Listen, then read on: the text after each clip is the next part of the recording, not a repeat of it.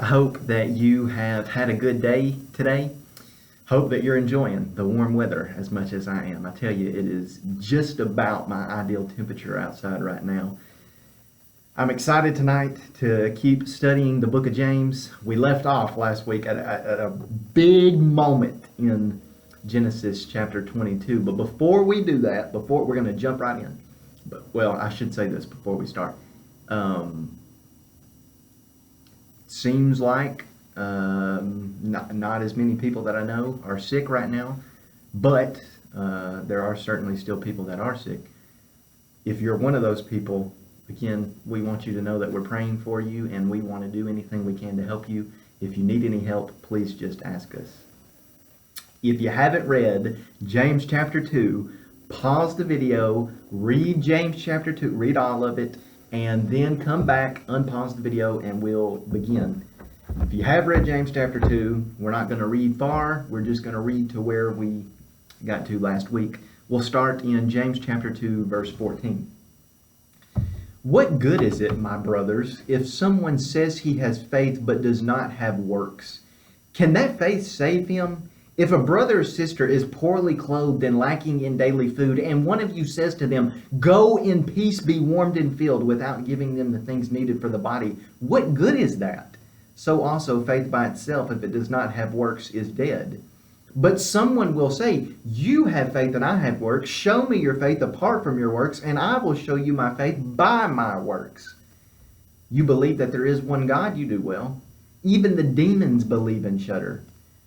Do you want to be shown, you foolish person, that faith apart from works is useless?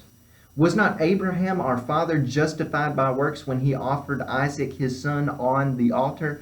And you'll remember that's where we got to last week, just to review a split second. James starts out, I mean, he's hitting home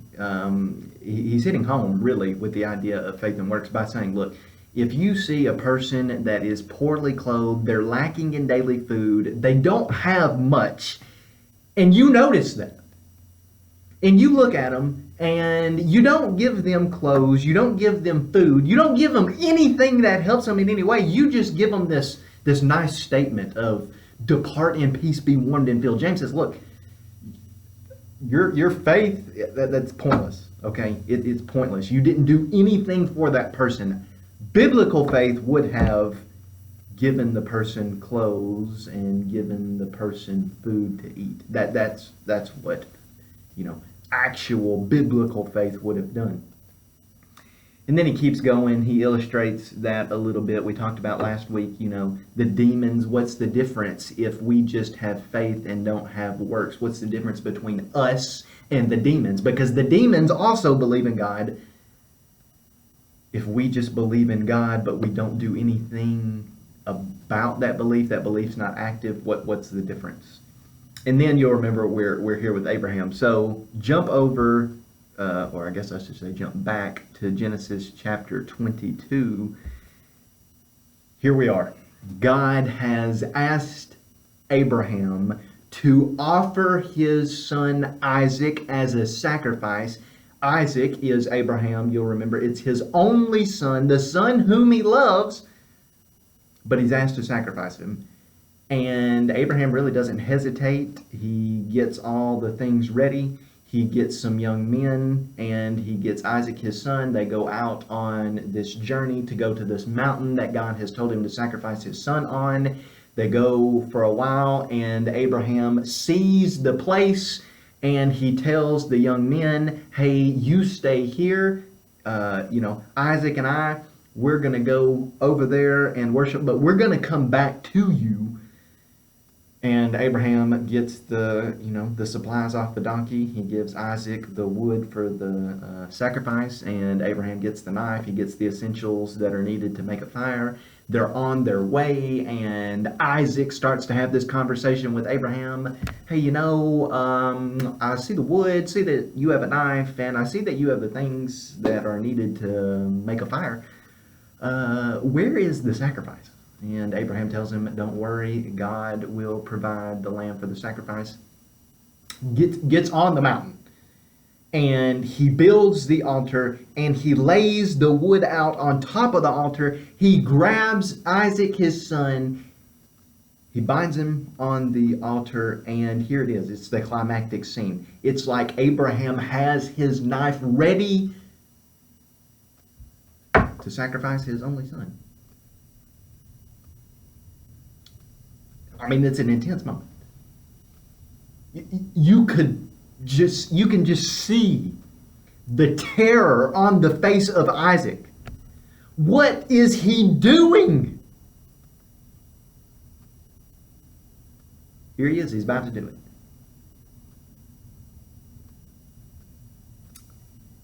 Lost my... verse 10. Then Abraham reached out his hand and took the knife to slaughter his son.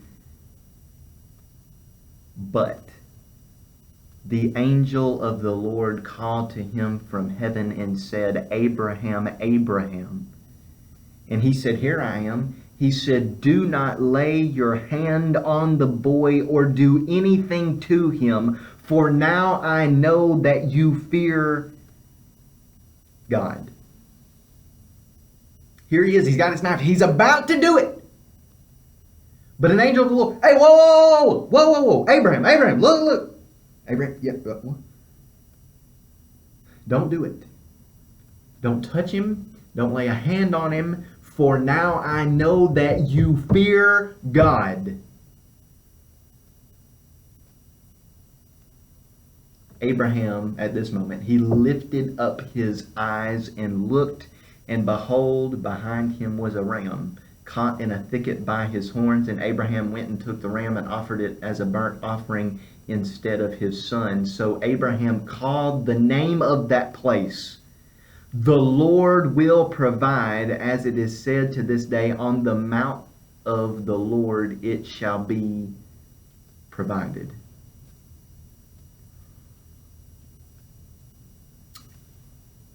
James uses Genesis chapter 22 in explaining the relationship between faith and works, and he says that Abraham was justified by his works. Now we ask the question, if Abraham, when God told him to offer his son Isaac on the altar, if Abraham wouldn't have done that, would it be said that Abraham still had faith in God? I mean, it seems like Abraham really believes in God up to this point. Like, has a strong belief in God.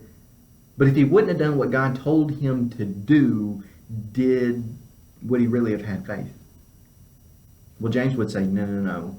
Abraham's faith was justified by works. That is, he did what God told him to do. His faith was active.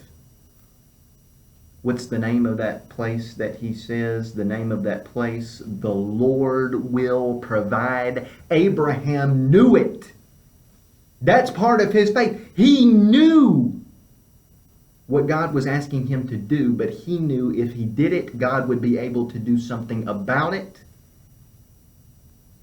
or God would intervene where Abraham didn't have to do what he was asked to do. He still offers a sacrifice. He just doesn't offer Isaac, his son, as the sacrifice. We go back to James chapter 2. You see that faith was active. It did something along with his works, and faith was completed by his works. Well, what does that tell us? That tells us if you have faith but you don't have works, then you really don't have faith. And the scripture was fulfilled that says, Abraham believed God, and it was counted to him as righteousness, and he was called a friend of God. You see that a person is justified by works and not by faith alone. The only time in the Bible where the two words faith and alone are mentioned together, right here in James chapter 2. Now, there are a lot of theological doctrines that are built off the idea that faith alone saves you. But faith alone, at least in the sense that those two words are mentioned side by side in the Bible, the only time is in James chapter 22. And it's not that faith alone saves you, but what does James say again? You see that a person is justified by works and not by faith alone. Faith alone without works doesn't save, because that's a dead faith. You'll remember from verse 14, 15, and 16 and 17 of James chapter 2. 25, verse 25. And in the same way was not also Rahab the prostitute justified by works when she received the messengers and sent them out by another way? Well, now he transitions from using Abraham as an example of active faith to Rahab as an example of active faith. So we'll go over there and we'll read about Ahab. Go over to Joshua chapter 2. Joshua chapter 2, that's where we'll read about Rahab. We'll start in verse 1. And Joshua the son of Nun sent 2 men secretly from Shittim as spies, saying, Go, view the land, especially Jericho. And they went and came into the house of a prostitute whose name was Rahab, and lodged there. And it was told to the king of Jericho, Behold, men of Israel have come here tonight to search out the land. Then the king of Jericho sent to Rahab, saying, Bring out the men who have come to you, who entered your house, for they have come to search out all the land. So the story opens. Joshua tells the 2 men to go spy out the land, and they go and they find themselves at this house, and this house is owned by, it's Rahab's house. Rahab the prostitute, that's her house. They come in, but the king of Jericho hears that these men of Israel have come to spy out the land. It's certainly something that he doesn't want to happen, so he sends some of his men to Rahab's house, and they get there and they say, essentially, where are they? Bring them out, because the men have come out to spy out all the land, so you need to tell us about them, and you need to give them up. Verse 4, But the woman had taken the 2 men and hidden them. And she said, True, the men came to me, but I do not know where they were from. And when the gate was about to be closed at dark, the men went out.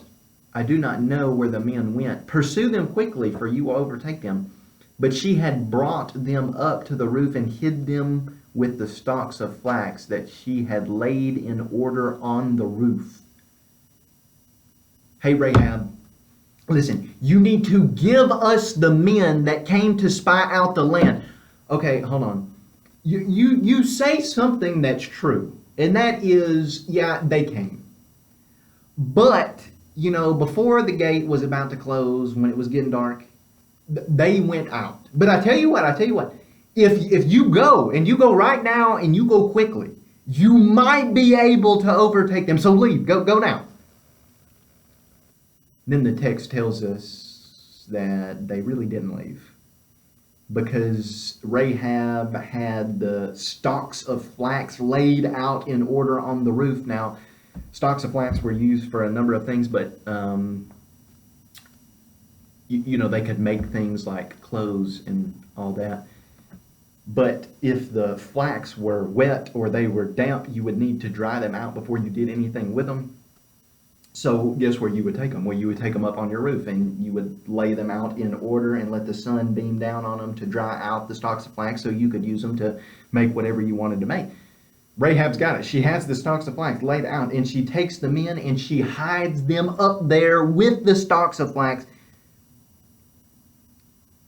Verse 7, So the men pursued after them on the way to Jordan as far as the fords, and the gate was shut as soon as the pursuers had gone out. Before the men lay down, she came up to them on the roof and said to the men, I know that the Lord has given you the land, and that the fear of you has fallen upon us, and that all the inhabitants of the land melt away before you. For we have heard how the Lord dried up the water of the Red Sea before you when you came out of Egypt, and what you did to the 2 kings of the Amorites who were beyond the Jordan, to Sihon and Og, whom you devoted to destruction.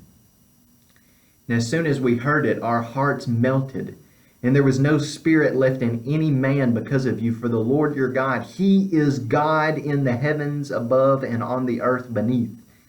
Now then, please swear to me by the Lord that as I have dealt kindly with you, you also will deal kindly with my father's house, and give me a sure sign that you will save alive my father and mother, my brothers and sisters, and all who belong to them, and deliver our lives from death.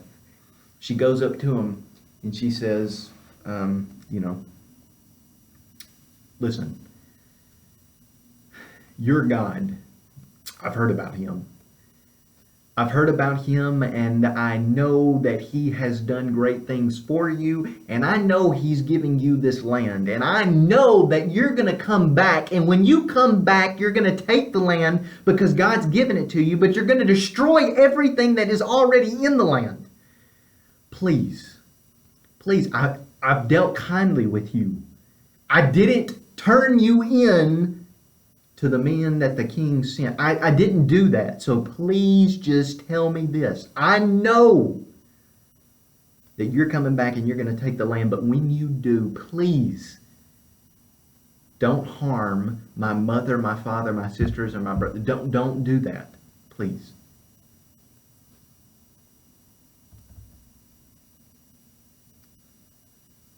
Verse 14, and the men said to her, our life or yours even to death.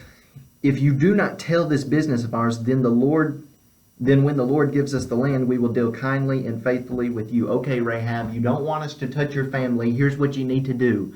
You know that we are coming back and we're going to take the land. Don't open your mouth to anybody about this. Don't say a word to anybody about it. If you don't, we'll deal kindly with you.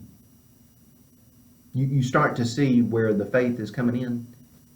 Hey, I know that you're going to come back and you're going to take the land. Here's what I need you to do. Okay, here's what you can rest on. We won't harm you if you don't tell anybody of the business of ours. God's going to take care of you. But you have to do something, Rahab, in order for us and God to take care of you. You cannot tell anybody what we're coming to do.